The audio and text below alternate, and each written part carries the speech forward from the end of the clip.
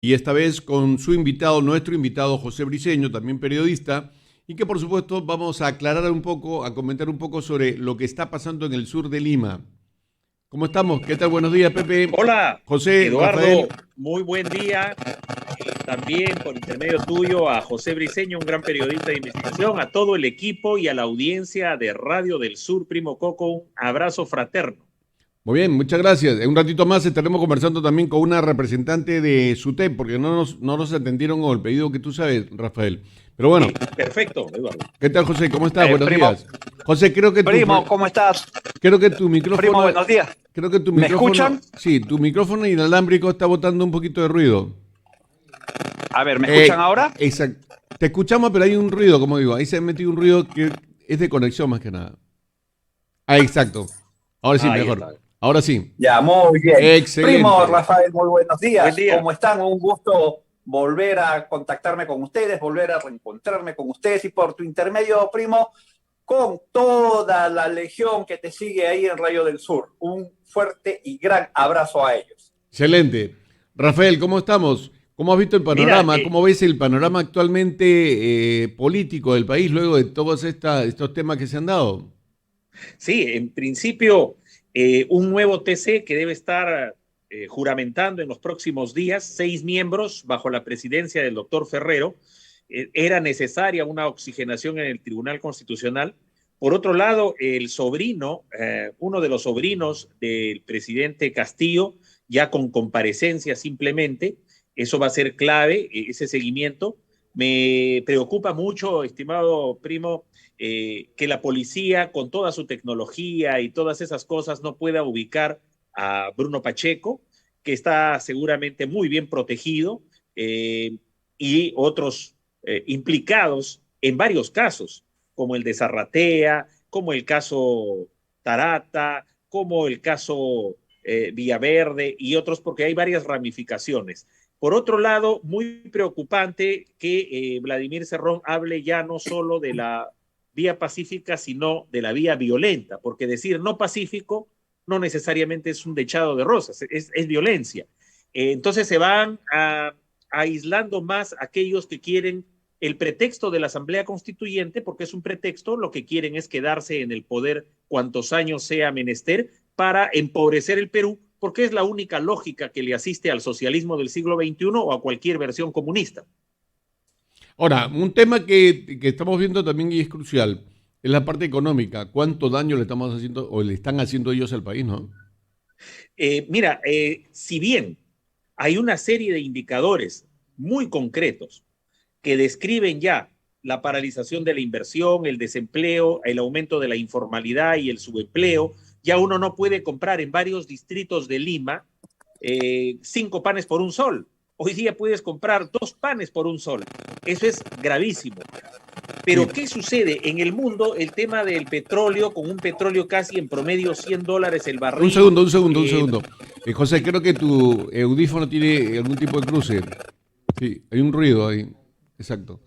sí, Sí, sí, disculpa. primo, como te mencionaba, qué suerte ha tenido Castillo, suerte de principiante, que las materias primas, los commodities, especialmente la minería, tenga precios tan elevados, que es lo que está haciendo un poquito que amortigue la situación económica, pero eso no va a durar mucho tiempo.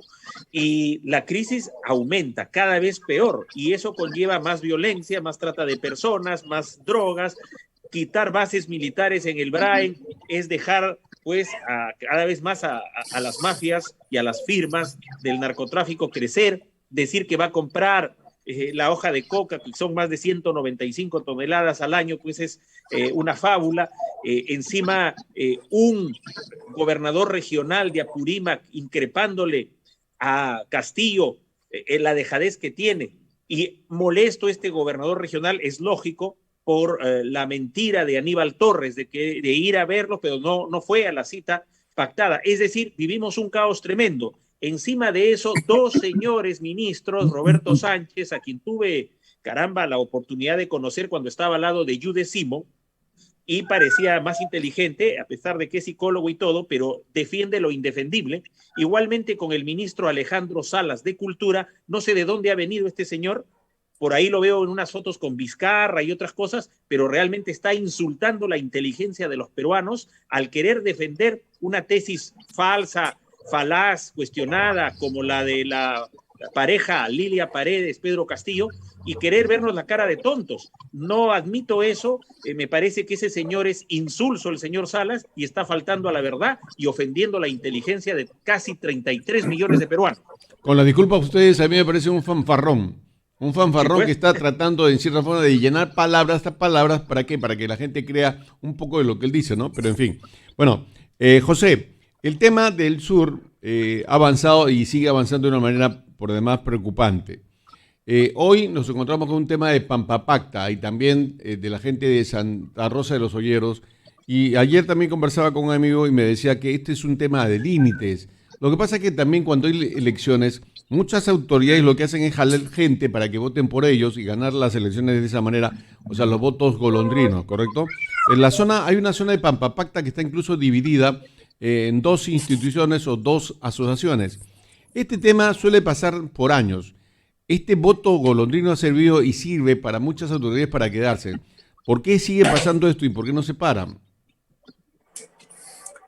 Tú lo has señalado, primo Coco, el cálculo político, el generar ese tipo de votos golondrinos para favorecer a determinados candidatos. Recordemos que la necesidad, la carencia de vivienda digna, de vivienda justa en el Perú es un mal endémico desde siempre, ¿no? Y hay malos políticos que trafican con la necesidad, la justa necesidad de mucha gente. Y en el caso ahora que nos estamos acercando a la fecha de elecciones, pues vamos a ver un verdadero desfile de ofrecimientos, sobre todo en estos distritos, de certificados de posesión, de otorgamientos de posesionamiento a esta gente que está buscando en dónde vivir. Esto es también tráfico de terrenos, primo Coco, y lamentablemente las autoridades, y esto quiero colocar en línea, no atienden, no solucionan este tipo de problemáticas. Desde las políticas del Estado peruano, quien ha fracasado en lo que es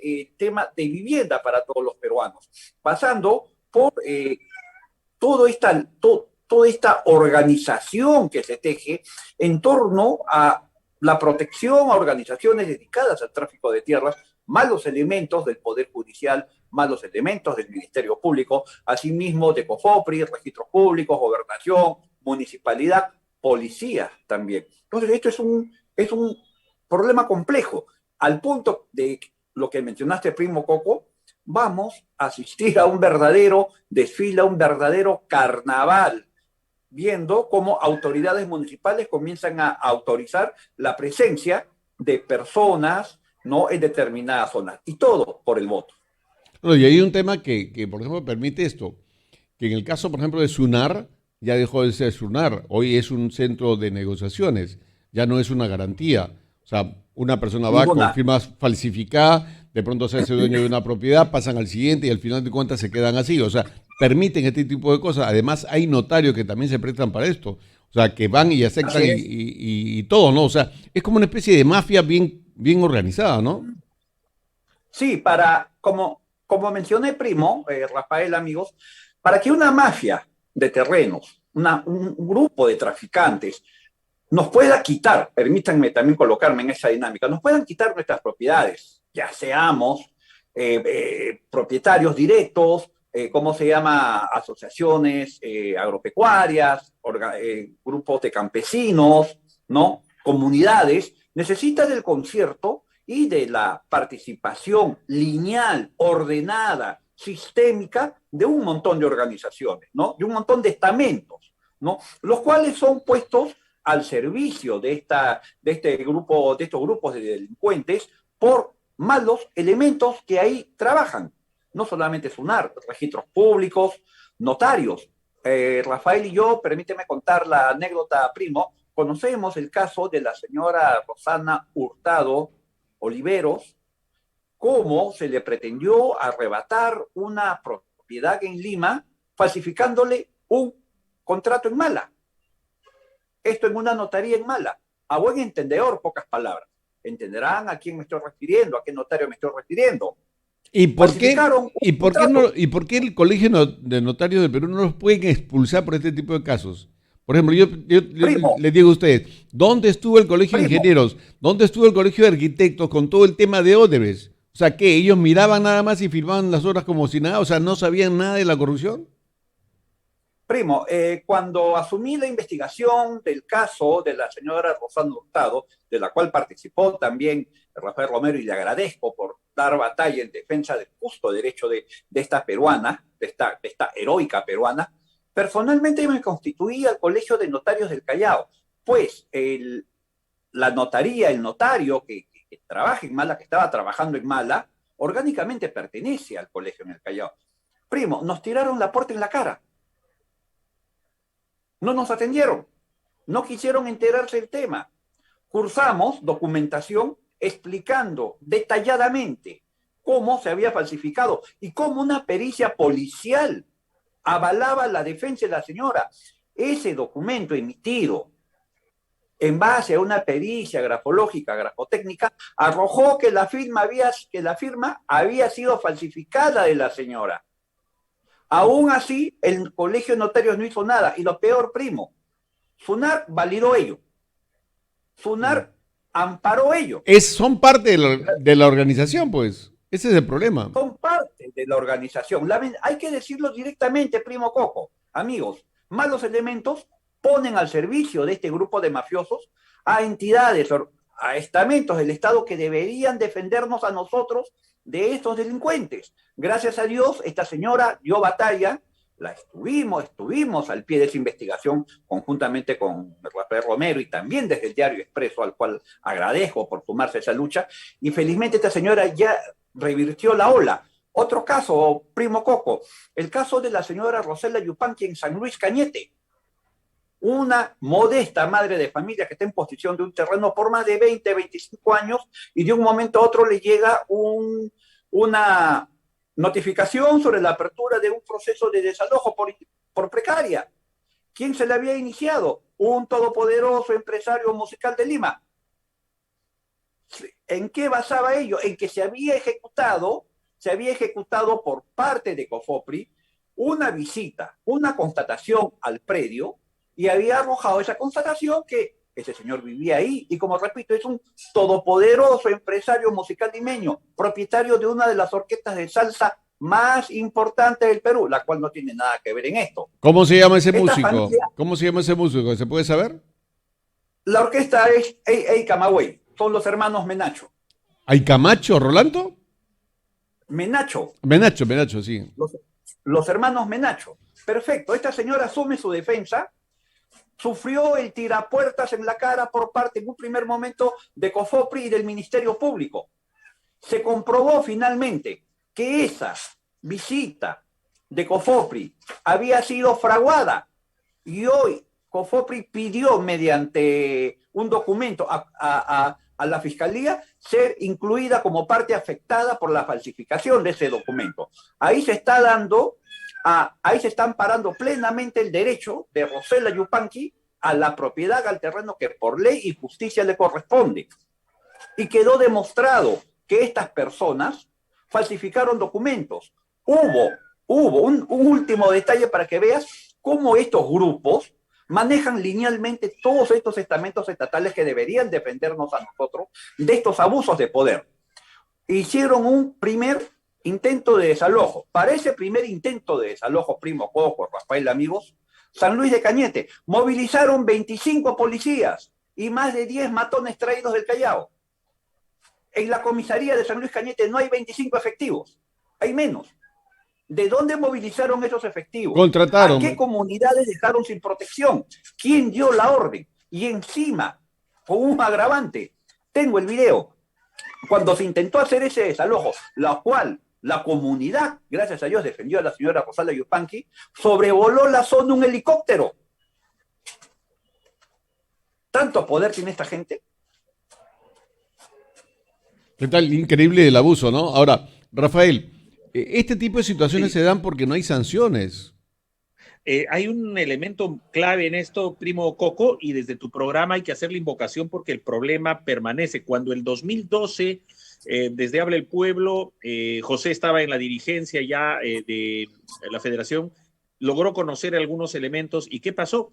Con el equipo de prensa que teníamos, recibimos, primo Coco, a vecinos de Punta Negra, de San Bartolo, muy desesperados porque les tumbaban la casa y aparecían nuevos propietarios, entre comillas. Investigamos el tema y ¿por qué nos querella Raxo Miro Quesada? ¿Por qué nos querella el alcalde Bartelmes? Seguramente, como hoy ya se evidencian los elementos, porque se sentían protegidos por algunos malos fiscales. Cuando iniciamos esta investigación... Ese es el fiscal, disculpa Rafael, ese es el fiscal que ahora está preso. Ya estaba en esa zona. Así es, está preso. ¿Sí? Así es. Y yo creo que podría irse más arriba, primo Coco, en esa situación. Claro, yo digo lo siguiente, mira, nosotros acá, y disculpa Rafael, yo digo acá, sí, nosotros hemos consultado con el fiscal Omar Tello, que él ocupó ese cargo antes, ¿correcto? Y le preguntamos ahora que él es el coordinador nacional anticorrupción, le digo, ojo por si acaso, todavía hay muchas denuncias contra el jefe de Lima Sur, el fiscal Rojas León. No, es un buen fiscal, es un fiscal para sacarse el sombrero, de él no tengo ninguna duda. Lo demás son especulaciones, la gente denuncia por denunciar. Entonces, fíjate, terrible. Yo he tratado después de comunicarme para saber cuál es su opinión y nada, o sea, increíble. Primo, y te quiero contar algo. En ese momento, quienes denunciaban resultaron siendo denunciados. Las señoras humildes, con orden de detención y tantas cosas. Si revisamos los archivos... Hay dos señoras que estuvieron presas. Así es. Entonces, ¿qué sucede? Ellas, ¿quién le repara el daño a estas señoras? Con hijitos chiquitos, sí, menores de edad, ellas luchando por su pueblo, luchando porque haya un área donde escapar si hay un tsunami, además luchando por la transparencia, y eran denunciados y perseguidos por malos empresarios, malos fiscales, malos alcaldes. Entonces, acá hay una situación que debemos proponer, primo Coco, y es que si las cabezas de las instituciones, digo yo, la cabeza del Poder Judicial, la cabeza de la Fiscalía, de la Superintendencia de Bienes Nacionales, se comprometen, todo se va a ordenar, porque ellos, al dejar hacer, dejar pasar, hacen que las mafias se consoliden. En ese momento, cuando nos enjuician a nosotros como periodistas, lo que decíamos era, ¿cómo no los líderes de las instituciones que he mencionado, por qué no son más empáticos con el ciudadano, con la prensa? El sector de prensa en el que estamos, primo Coco, y que tú representas y a diario luchas y lo hacemos por vocación, porque es nuestra misión, porque es nuestro propósito, porque es nuestro apostolado, es una prensa amiga, no es una prensa enemiga. Nosotros hacemos las cosas con responsabilidad, con seriedad, con madurez. Entonces, ¿qué sucede? Si en ese momento se hubieran comprometido los líderes de estas instituciones, hubiéramos ganado mucho tiempo, primo Coco, y se hubieran evitado más sufrimientos de muchas personas y que la corrupción crezca, porque han pasado los años. Cuando nosotros como periodistas presentábamos todas las evidencias y pruebas, lo amarraban, sencillamente lo silenciaban. Entonces, estos malos elementos, después de 10 años, recién son puestos ante las autoridades. ¿Y cuánto tiempo hemos perdido? ¿Cuánto gasto y presupuesto del Estado?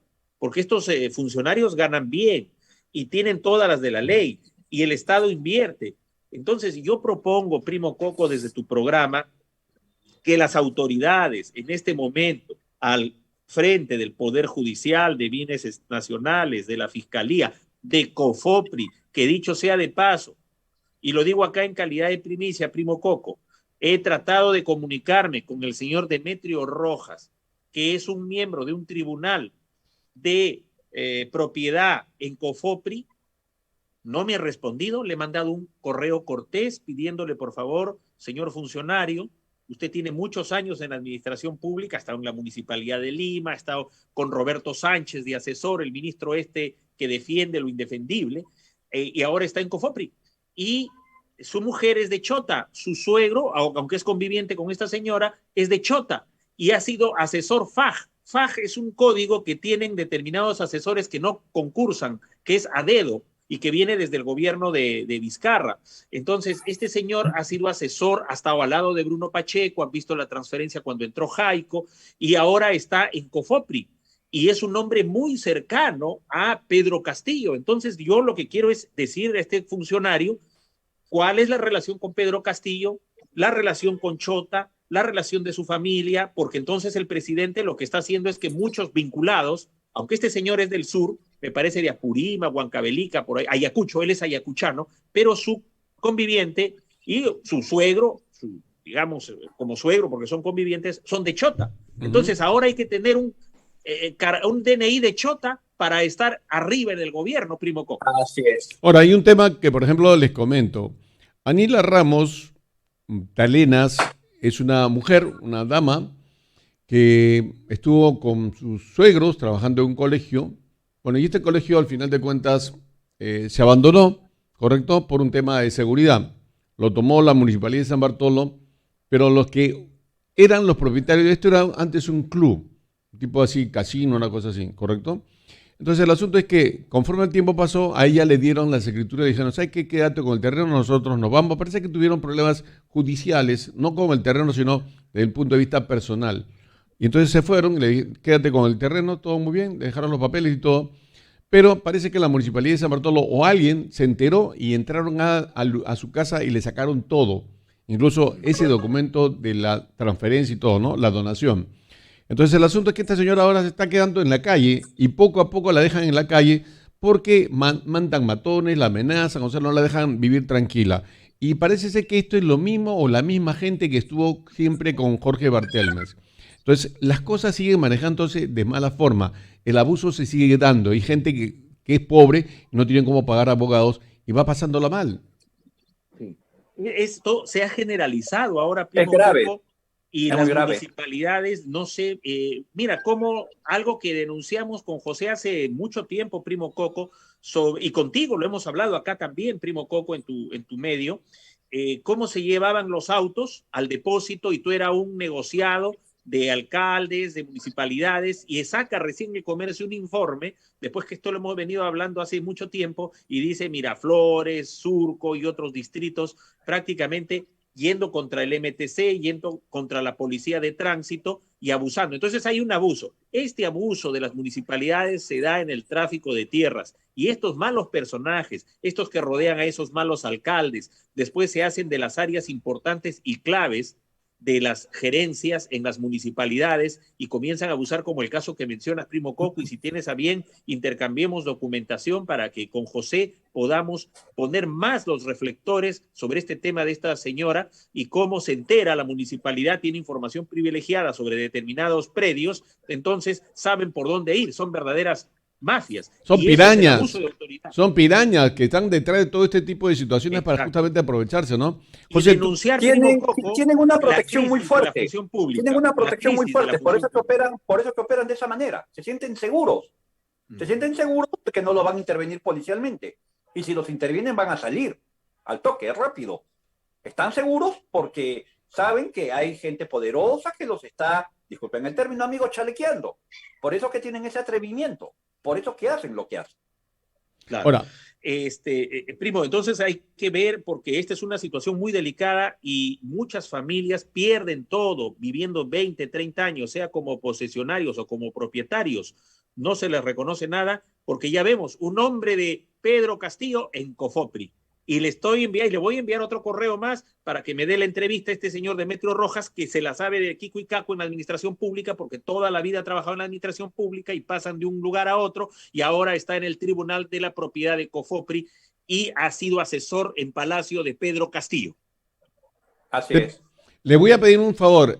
Vamos ahorita a continuar con la conversación, pero luego va a haber una interrupción, ya una pauta, y luego Rafael, por favor, va a estar con nosotros la secretaria, una representante de SUTEP, porque yo me siento como que todavía no me han contestado y quiero una respuesta definitiva, porque no puede ser posible que la SUTEP, siendo representante de los profesores, hasta ahora no se interese por un profesor que está preso siendo inocente, ¿de acuerdo? Ya, perfecto. Listo, sigamos. Perfecto. José, ¿cómo hacemos? Yo pregunto, ¿por qué, y esto va a seguir pasando, por qué, por ejemplo, en Las Casorinas un departamento o una casa te cuesta un montonal de plata?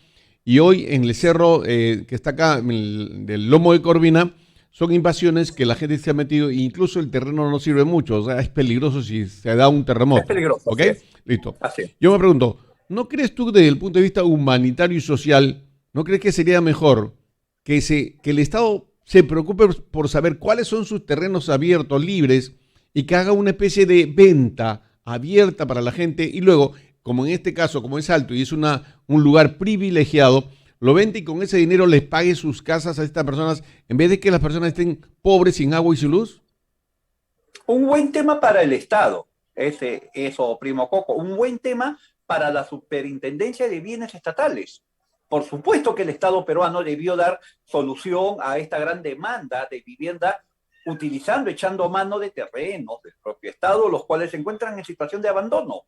Conocemos la existencia, por este trabajo que hacemos, amigos, de amplias extensiones de terreno al sur de Lima, que son del Estado peruano, los cuales están ahí botados, abandonados, mientras muchos pobladores de escasos recursos, por el hecho de aspirar a una casa, a un terreno, caen en manos de estas organizaciones mafiosas. Pero ojo al piojo, muchas veces la Superintendencia de Bienes Estatales, repito, por la presencia de malos elementos, se presta al juego de esas mafias de traficantes de tierras. Rafael recordará un caso que vimos relacionado a un grupo de personas que se llaman Luz Sol de Apurímac, esto en Cañete, y la batalla que dieron contra la Municipalidad Provincial de Cañete y contra bienes nacionales por la posesión de un terreno en el cual la tienen hace muchísimos años. Los ataques que sufrieron por parte de la Municipalidad Provincial,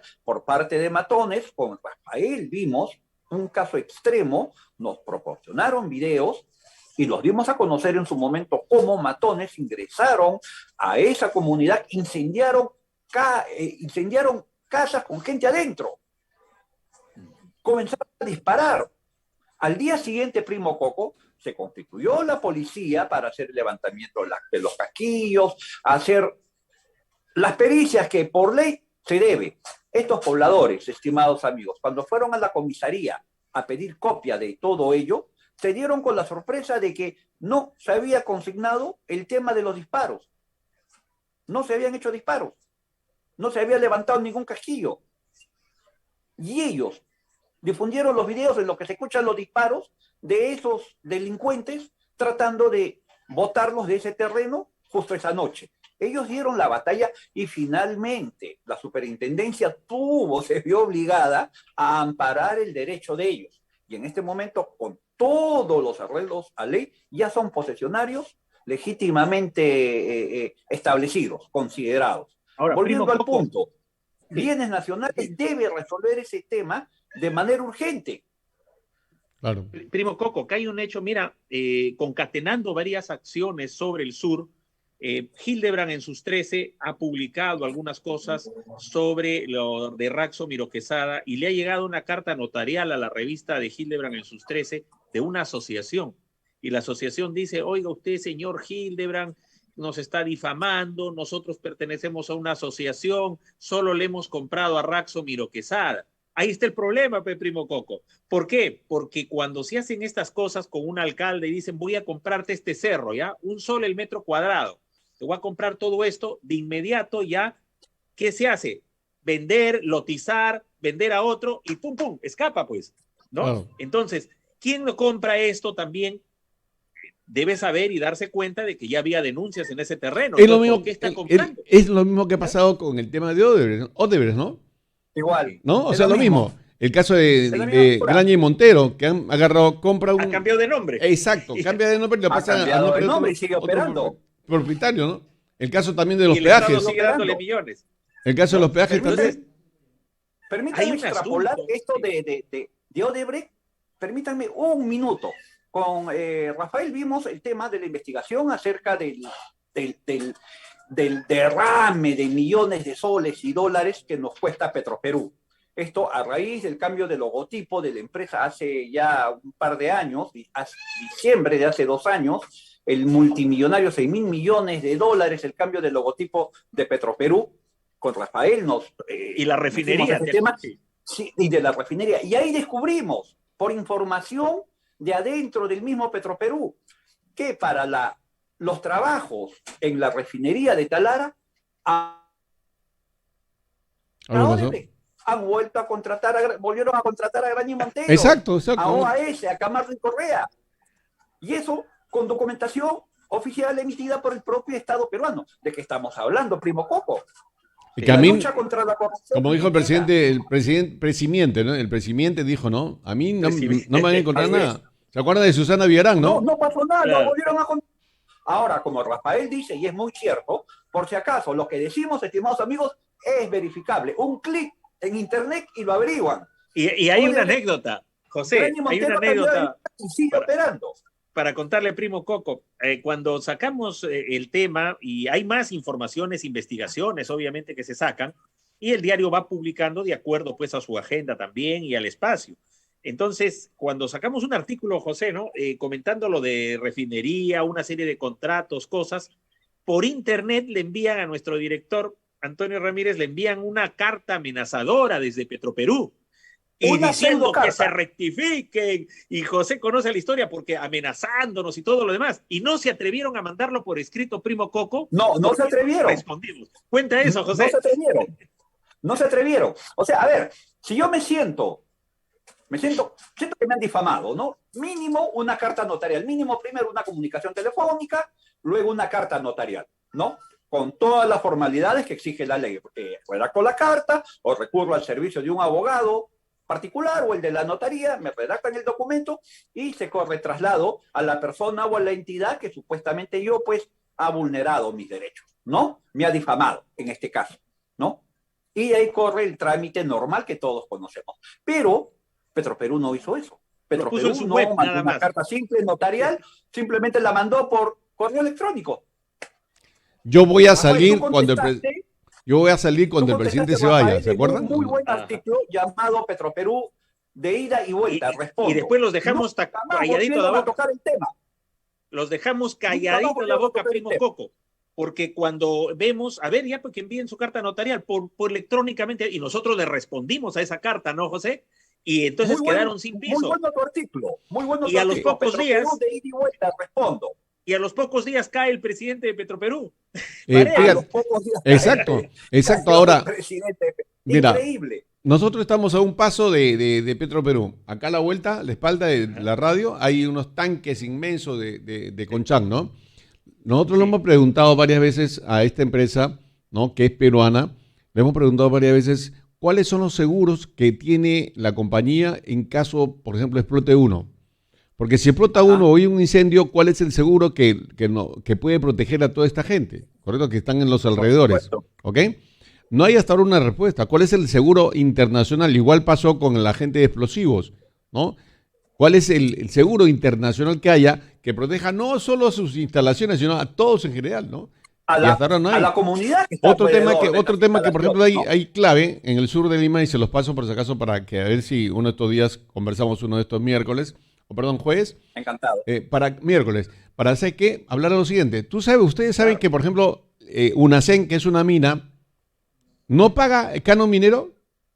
Y no lo paga porque se ha aprovechado de una ley que ellos mismos seguro la han pedido, ya está, y la ley los exonera del canon minero, cuando en el sur hay más pobreza que todo el mundo. Terrible, es un caso que la ley es para todos y no debe haber distinciones, primo Coco. Y como vemos es el abuso de autoridad. Encantado de tocar ese tema. Sí, encantado de tocar ese tema. Muy bien. Hay que ingresar a ello. Sí, estimado primo Coco, el abuso de autoridad y la crisis en la función pública es un mal endémico en el Perú, lo vemos con Odebrecht, lo vemos con otros casos, y me he tomado el atrevimiento, primo Coco, de escribir un artículo sobre el caso que tiene que ver con abuso de autoridad, corrupción, y tiene que ver también con la crisis de la función pública, sobre el caso de Dianita Rodríguez Acuña, que primo Coco la conoce, que es una joven luchadora de 23 años que viene abogando por la libertad de su padre, que le hicieron de mala forma una denuncia el 2013. Rafael, Coco. Ya está en línea, vamos a irnos un ratito a una pausa y retornamos enseguida con los dos. Y la señora hoy va a invitarnos a una movilización nacional este 12 de mayo a las 3 de la tarde, ¿ok? Vamos entonces a recibir a doña Rosa María Leizaquía. Le pasamos la voz, que en línea también están los periodistas Rafael Romero y también está el periodista José Briceño del Diario Expreso para participar de la entrevista. Profesora, ¿cómo está? está? Bienvenida, buenos días. Buen día, señor Coco Urbina. Reciban ustedes el saludo cordial y afectuoso también del profesor Lucio Castro Chipana, que en estos momentos se encuentra en el oriente del país impulsando las tareas que nuestra última Asamblea Nacional ha acordado. Antes de iniciar la entrevista me gustaría saber su opinión en relación al tema de cómo está el SUTEP. O sea, el SUTEP está debilitado con la creación de esta nueva representación de profesores que hizo el presidente Castillo. ¿Cree usted que de alguna manera ha dividido a esta organización tan importante del país? Absolutamente. Nosotros consideramos, y dado de que venimos participando de diferentes eventos, yo por ejemplo me encuentro en la provincia de Nauta, en Loreto, en las cuales, como se dice, la participación masiva de los docentes en torno al sindicato es de una afiliación del 87% entre docentes y autoridades de educación, lo que indica que no solamente somos legalmente el único sindicato a nivel nacional, sino que legítimamente estamos representados en todo el país con nuestros afiliados, que hemos presentado más de 300.000 fichas de afiliación individuales al Ministerio de Educación. Ninguna otra organización lo ha hecho. Obviamente el presidente tiene en los primeros días de su gobierno, a través de que era ministro de Trabajo, reconoció a una organización que no tenía ni 100 de afiliados y que no, en realidad no representa a nadie. En todo caso, ese es lo que nosotros llamamos su sindicato patronal, ¿no? Ahora, pero eso significa... Muy distante de la organización sindical. ¿Eso significa una lucha por la institucionalidad de los maestros o es realmente la lucha por la plata que significa, digamos, el magisterio que tiene, o sea, la derrama magisterial?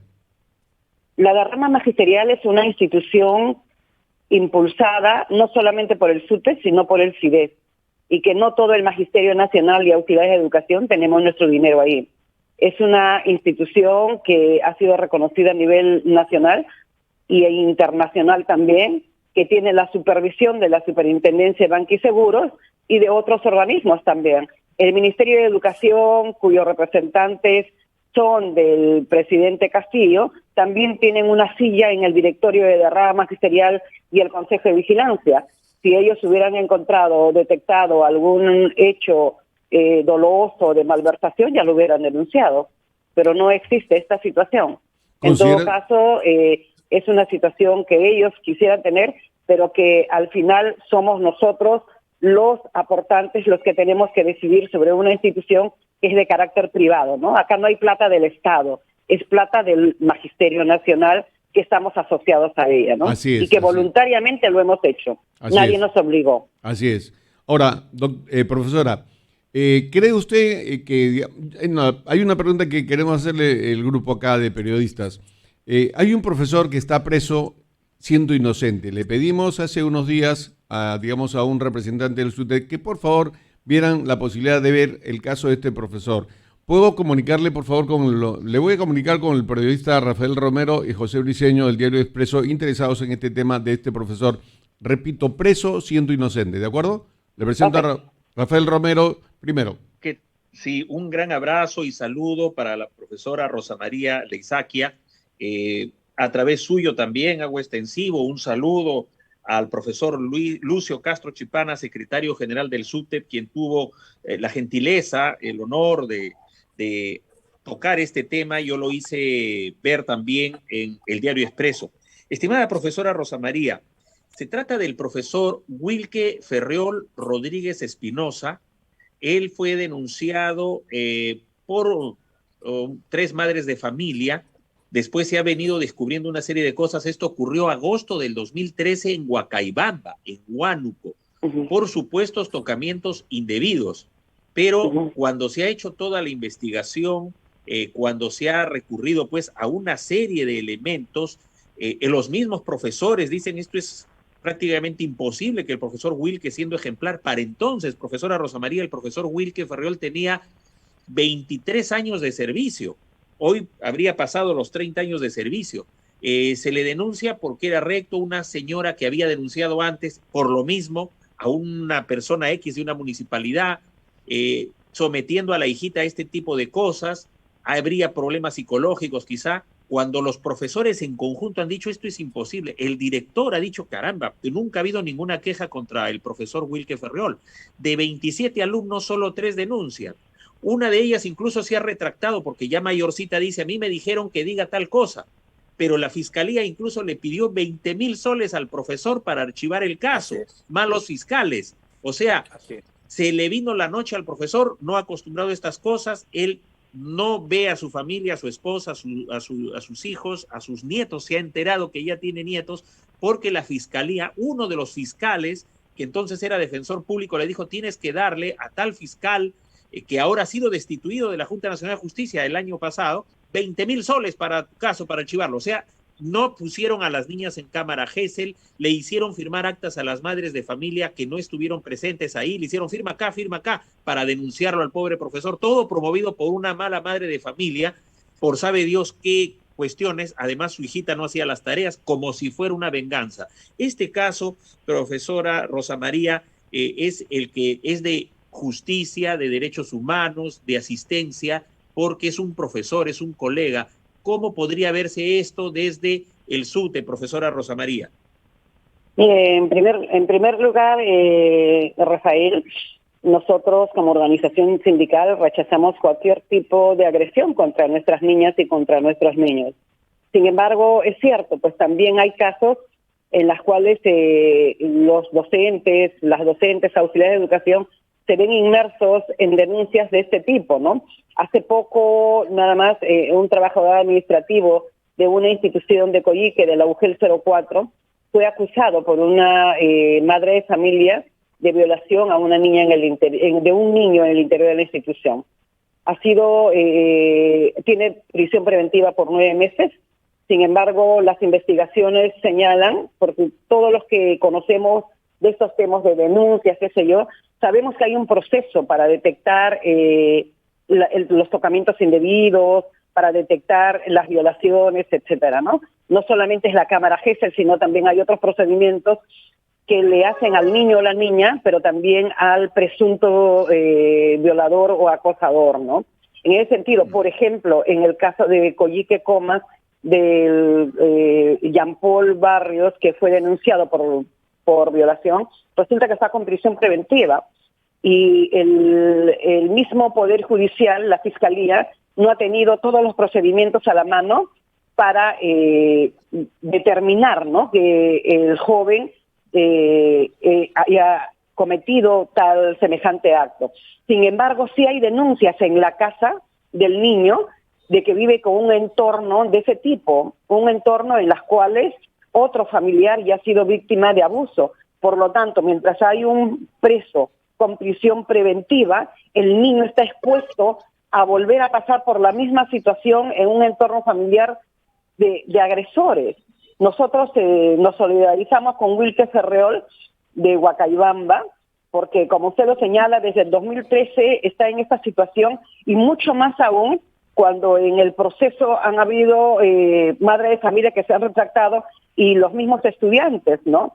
Nosotros consideramos como organización sindical que deben haber investigaciones y que si hay casos en los cuales hay docentes involucrados en estos temas y que se comprueba, deben ser sancionados con todo el peso de la ley. Pero donde no hay las pruebas, donde se ha determinado, se ha detectado irregularidades, lo que se tiene que hacer es que los procesos sean justos y que justamente por los derechos humanos de la niña, del niño, de los niños mismos, que a veces son revictimizados, pero también en este caso del profesor Wilke Ferreol, sea liberado en el acto, ¿no? Porque no solamente se daña al docente, sino todo el entorno familiar. En ese sentido, nosotros lamentamos esta situación.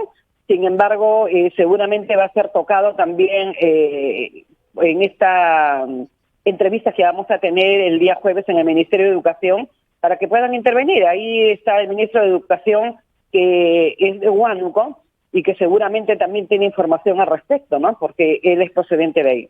Muy bien, qué bueno. Sí, profesora Rosa María, qué bien, gracias, porque es un tema, como lo ha visto Primo Coco, nos sensibilizó bastante, Primo. Tuvimos a la hijita del profesor de 23 años en tu programa, Primo, y ella viene luchando desde los 15 por la inocencia. Y ahora está estudiando Derecho la señorita, justamente porque sí, casos como este son indignantes, ¿no? Nosotros los docentes, las docentes nos vemos involucrados a estas situaciones, a veces a mostrar afecto hacia nuestros estudiantes, a veces se puede convertir en una situación como la que pasa el colega y expuestos no solamente a prisión, sino a separados nuestra familia, separados definitivamente del magisterio, qué sé yo. Nosotros esperamos que a la brevedad el Ministerio Público pueda tomar el caso o retomar el caso y con las nuevas pruebas que hay, el colega Wilkes Ferriol sea liberado como corresponde, ¿no?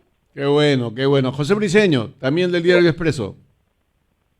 Muchas gracias, estimada profesora Rosa María. Muy buenos días. Buenos días. Simplemente para mencionar que el trabajo periodístico que se hizo en defensa del profesor Wilkes ha sido muy prolijo, muy detallado y muy esclarecedor.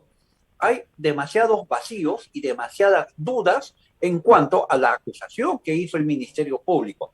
Pero yo tengo una inquietud, estimada profesora. A ver, permítame poner este ejemplo. Tanto Rafael Romero como quien habla pertenecemos a la Federación de Periodistas del Perú. Y ahí en el gremio periodístico tenemos una Secretaría de Defensa de Asuntos Gremiales.